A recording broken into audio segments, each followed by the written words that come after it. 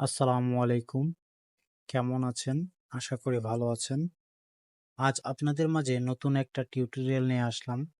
সেটা হলো প্রিয়জনের কল লিস্ট কি করে আপনারা আপনাদের মোবাইলে দেখতে পারবেন সেটা। তো চলুন দেরি না করে ভিডিওটা শুরু করা যাক। প্রথমে আপনি আপনার মোবাইলের প্লে স্টোরে যাবেন।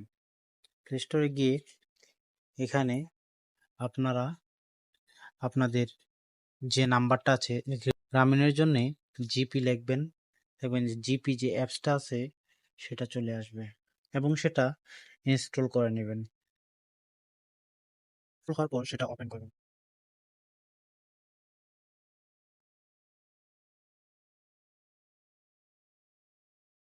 যে নাম্বারটা দিবেন সেই নাম্বারে একটি ভেরিফিকেশন কোড আসবে, সেই কোডটা এখানে বসিয়ে দিবেন।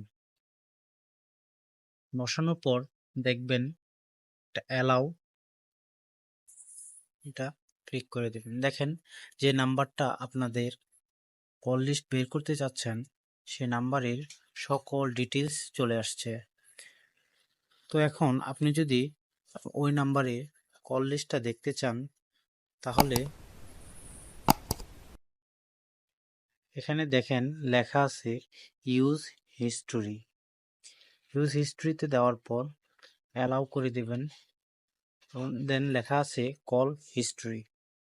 কল হিস্ট্রিতে দেখার পর দেখেন এখানে যত নাম্বার আছে সব আপনি দেখতে পারবেন। বিদায় নিচ্ছি। আল্লাহ হাফেজ। আসসালামু আলাইকুম।